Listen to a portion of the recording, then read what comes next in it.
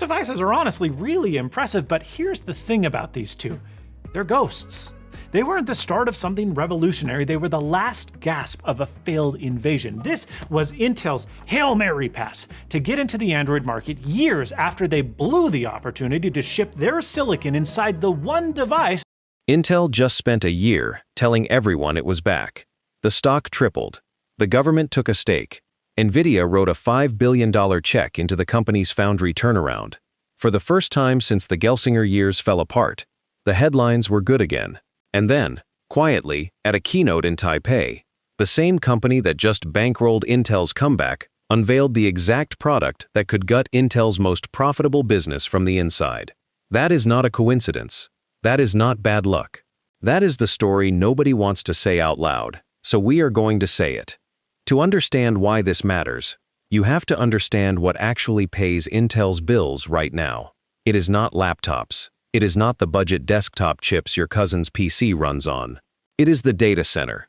Every time a hyperscaler builds out a new AI cluster, someone has to sell them the processor that sits next to the GPUs, feeding them data, scheduling the work, keeping those absurdly expensive accelerators from sitting idle. Whatever your feelings about Intel, they haven't put out any CPUs lately that have been absolute duds. Now I'm talking like completely bad. That processor has always been a Xeon from Intel or an EPYC from AMD. It is a boring, unglamorous part of the AI story, and it has quietly been one of the highest margin businesses in the entire industry. Whoever owns that socket owns a toll booth on the AI boom. Nvidia just announced it does not want to sell into that socket anymore. It wants to own it. At Computex 2026, alongside a new consumer laptop chip, Nvidia introduced Vera, an ARM-based server processor built to be fused directly into its own AI racks, not sold next to the GPU. Fused to it over Nvidia's own high-speed interconnect as one coherent system instead of two separate purchases wired together over a slower general-purpose bus. The pitch sounds technical. The consequence is not. It means a customer building an AI data center no longer needs to shop for a CPU at all. Nvidia hands them the whole rack, GPU and CPU bundled into a single Nvidia product line called Vera Rubin. And multiple major AI labs, OpenAI among them, have already started adopting it. Sit with that for a second, because this is the part that makes the whole situation so much worse than a normal competitive threat. Nvidia is not an outside challenger trying to break into Intel's territory the way AMD has spent a decade clawing for market share. Nvidia is, right now, one of Intel's own partners, an investor in the company's foundry recovery, a name Intel has been leaning on publicly as proof that serious players still believe in its comeback. And that same company just built the product that makes Intel's own server chips optional. You cannot out-execute a competitor who is also holding your hand while your customers walk out the other door.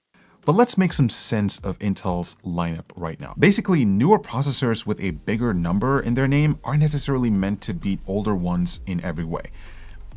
The people who track this stuff for a living are already flagging what it means long-term. The processor stops being a component that hyperscalers shop for on the open market and becomes a piece of somebody else's system, and value drains out of the standalone chip business toward whoever controls the rack. That has happened before, in other corners of tech, whenever a company that owned the platform decided to swallow the layer underneath it. It rarely goes well for the company that got swallowed. Now here is where it gets worse for Intel specifically, because this threat is not landing on a company that is otherwise healthy and can absorb a hit. It is landing on a company already bleeding from multiple directions at once. Intel's foundry business burned billions in operating losses last year and is not expected to see meaningful outside revenue until 2028 at the earliest, according to analyst estimates. Intel has cut more than 35,000 jobs in under 2 years. Headcount has fallen from well over 100,000 employees to under 100,000. Intel just quietly raised prices on its newest and most competitively priced desktop chips by as much as 17%, only months after launch. Because manufacturing capacity is so tight, the company would rather squeeze more margin out of client chips than expand supply. And AMD has been eating into Intel's CPU market share every quarter for the past year, with roughly 3 out of every 10 x86 chips sold today coming from AMD instead of Intel. So picture the position Intel is actually in. The consumer business is being quietly repriced upward because there is not enough factory capacity to go around. The foundry business is years away from turning a profit, even in the best case. AMD supports older platforms for much longer than Intel does, right? AMD is taking share in the market Intel has dominated for decades. And now, the one bright spot, the data center business that had finally started growing again on the back of the AI boom, is staring down a competitor who does not even need to win a bidding war. Nvidia can simply stop treating the CPU as something its customers need to buy separately, and the toll booth Intel has relied on for 30 years quietly stops collecting. None of this means Intel disappears tomorrow. This is not a company going out of business next quarter. Intel still has government backing, a real foundry roadmap in its 18A and 14A process nodes, a new AI data center GPU called Crescent Island, aimed squarely at Nvidia and AMD, and enough scale that hyperscalers are not going to rip out their entire Xeon fleet overnight. Structural shifts like this take years, not months. But years is exactly the timeline that matters here, because 28 gigabytes per module, which is freaking, like, who's gonna buy, who can buy that? Why can buy that? Because Intel does not have years of slack left to give away. Every dollar of margin that migrates from the CPU socket to Nvidia's integrated rack is a dollar Intel needed to fund the foundry turnaround it just convinced Wall Street to believe in again. That is the part that should worry Intel shareholders more than any single earnings miss. This is not a story about Intel losing a deal.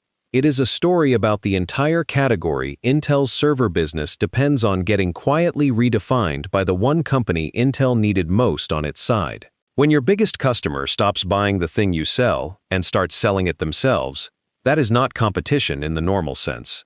That is your business model getting absorbed from the inside by a partner who was standing close enough the whole time that nobody saw it coming until the product was already on stage. To understand why this particular threat lands so hard on Intel and not on some other chip maker, you have to go back almost 20 years, because Intel has been here before. In the Big cousins, so they probably go against Intel, but then Jensen bought some shares on Intel. In the mid-2000s, Intel had the chance to build the processor that would end up inside the iPhone. It passed. The margins looked too thin, the volumes looked too uncertain, and Intel had spent decades winning by chasing higher performance and higher prices, not lower cost and lower power. ARM-based chips ended up powering almost every smartphone on Earth instead, and Intel spent the next decade trying and failing to force its way into mobile, burning billions on subsidies for phone makers who still would not use its chips. Intel survived that miss because the PC and server markets it already owned kept growing anyway. This time, the pattern is closing in on the one business that miss did not touch. ARM architecture, the same family of chip design Intel dismissed as not worth chasing in mobile, is now the foundation Nvidia is using to walk directly into Intel's server stronghold. The company that once decided a market was not worth entering is now watching a competitor use the very thing it passed on to threaten the market it never gave up.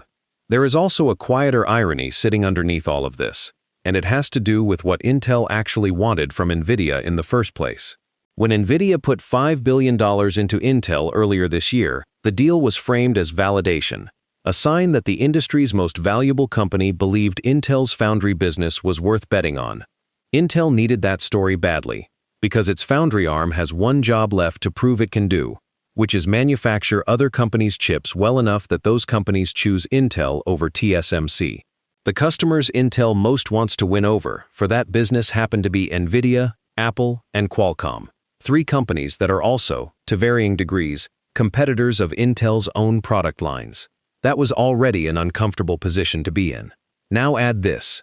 The same partner Intel is courting to validate its manufacturing arm is simultaneously building the product that could hollow out Intel's manufacturing arm's most reliable customer base, which is Intel's own data center division buying its own fab's capacity. Nvidia gets to sit on both sides of the table as an investor Intel needs and a competitor Intel cannot outbuild. None of this is happening in isolation either. AMD is not sitting still while Nvidia and Intel sort out who owns the AI rack. AMD has spent the past year locking in its own massive data center commitments, including a multi-gigawatt deployment agreement with OpenAI and tens of thousands of accelerator chips heading to Oracle by the end of this year. Every one of those deals is volume that used to have a real chance of going to Intel, back when Intel's process technology was competitive and its execution was reliable. It increasingly is not going to Intel, and it is not because hyperscalers suddenly stopped needing Intel's kind of chip. It is because two different competitors, coming from two completely different directions, both found a faster way to give AI data center operators what they actually want, which is more compute per dollar and fewer separate vendors to manage. That second part matters more than people give it credit for. Buying a data center used to mean assembling it piece by piece, a CPU from one company, a GPU from another, memory from a third, networking gear from a fourth. Every seam between those pieces was an opportunity for inefficiency, and every vendor in that chain got to charge a margin for their piece of the puzzle. What Nvidia is doing with Vera is closing those seams entirely, selling the rack as one integrated product with one throat to choke if something goes wrong. Hyperscalers building trillion-dollar AI buildouts do not just want the fastest chip anymore. They want the simplest, most reliable path to standing up enormous amounts of compute without babysitting a dozen vendor relationships. Intel is still selling individual chips into a market that is rapidly deciding it would rather buy the whole system. So what would it actually take for Intel to hold the line here? Realistically, three things have to go right at once. The 18A and 14A manufacturing processes need to hit their performance and yield targets on schedule, something Intel has repeatedly promised and repeatedly slipped on over the past several years. The new Crescent Island data center GPU, still not shipping to customers until the second half of this year at the earliest, needs to land well enough to give Intel a real answer to Nvidia's integrated approach, instead of just another standalone chip in a market moving away from standalone chips. And Intel needs its own hyperscale customers, the Microsofts, the Amazons, the Googles of the world, to have a genuine business reason to keep a second and third supplier alive in their data centers, instead of consolidating around whoever integrates best. That last one is not entirely out of Intel's hands. No major cloud provider actually wants to depend on a single vendor for the chips running its entire AI business, because that is a terrible negotiating position to be in a year or two down the road. Diversification is still worth something. The question is whether it is worth enough to offset how much easier Nvidia's integrated rack makes everything else. That is the honest, unglamorous version of where this stands. This is not a story with a clean villain or a clean ending yet. Intel is not dead, and Nvidia is not guaranteed to win every socket it wants. But the company that once walked away from ARM because the margins looked too thin is now watching ARM chips, built by its own investor, aimed at the one part of its business it could least afford to lose. It helps to actually sit inside the numbers for a minute, because the scale of what Intel is trying to pull off gets lost when it is described only in narrative terms. The foundry business, the one meant to save the company, lost roughly $10 billion at the operating level last year alone. Independent analyst estimates put current yields on Intel's newest process somewhere between 65 and 75%, well below the range a factory needs to hit to actually turn a profit on what it produces. And the most sobering number of all came from an outside research estimate suggesting the foundry might not see meaningful revenue from external customers, meaning companies other than Intel itself, until sometime around late 2028. That is not a rounding error. That is a multi-year gap between the story Intel is telling investors right now and the money actually showing up to back it. Every year in that gap is a year Intel has to keep funding an unprofitable factory build-out while simultaneously defending its actual profitable business from Nvidia and AMD at the same time. Which raises an uncomfortable question about where that funding is even supposed to come from. Intel's own leadership has said the plan going forward is to keep operating expenses roughly flat and only invest in new capacity where there is what the company calls clear line of sight to customer demand. That is a defensible strategy on paper. It is also a strategy that only works if the customer demand actually shows up on schedule. And right now, the clearest signal of customer demand in the entire AI hardware industry is flowing toward Nvidia's integrated racks and AMD's sold-out server chips. not toward Intel's Xeon lineup. A company that has promised investors it will only spend where demand is proven cannot simultaneously promise to win back demand it does not currently have. Something has to give, and historically, when Intel has faced that choice, the axe has landed on people before it has landed on strategy. That is not an abstract statement. Intel has cut more than 35,000 jobs in under 2 years, taking headcount from around 125,000 employees down to under 100,000. The people doing that, hiring on the other side, describe a very specific pattern.